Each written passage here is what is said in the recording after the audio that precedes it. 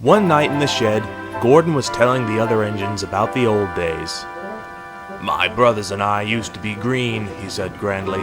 "It was all very well in its way, but now I prefer my blue. It makes me different, you see, and that's very suitable for an important engine like me." "I prefer my green," said Henry. "I'd hate to be red like James. People would think I was a fire engine." "At least people can see me coming," remarked James. "I don't blend into the background like some engines I could mention. If it wasn't for the noise, you'd need a yellow and black front like Mavis." Henry's protests were drowned in the laughter of the other engines, and he spent most of the night wondering how to pay James out.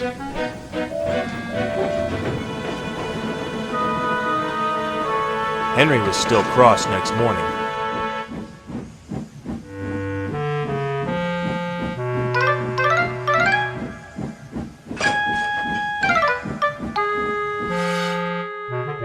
"What can be wrong? What can be wrong?" wondered the coaches anxiously. Do come along," Henry snorted impatiently.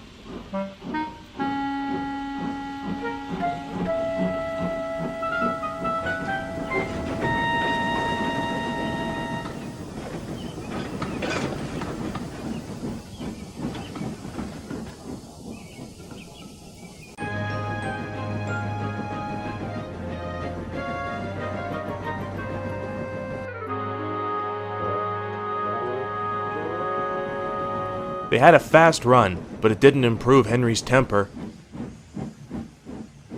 He bumped the coaches when they reached the end of the line.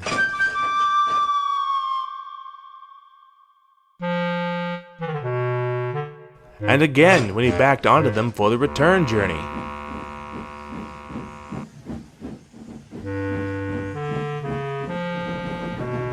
No one noticed a rattle from beneath Henry's footplate as he puffed away. "Hurry, hurry, hurry," he hissed crossly. Faster and faster they went. At last, Henry began to feel better. Suddenly, there was a loud crack from under the footplate. "Look out!" shouted the driver.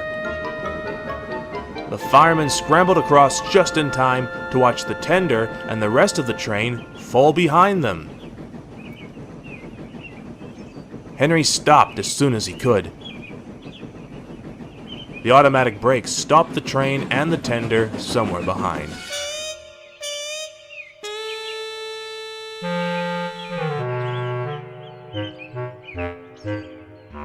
"We must drop Henry's fire," said the driver urgently. "It'll be dangerous to let him boil dry, now that we can't get water from the tender." The fireman agreed.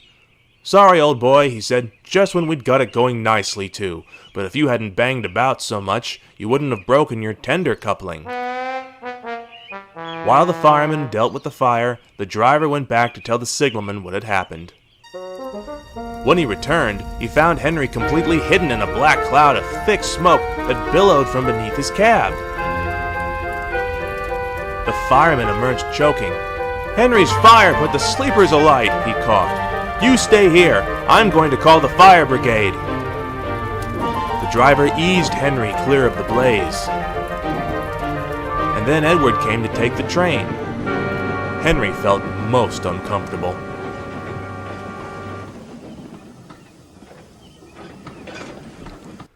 Workmen made Henry a temporary coupling. They rejoined him to his tender, and his driver and fireman made a new fire, and he set off slowly for home.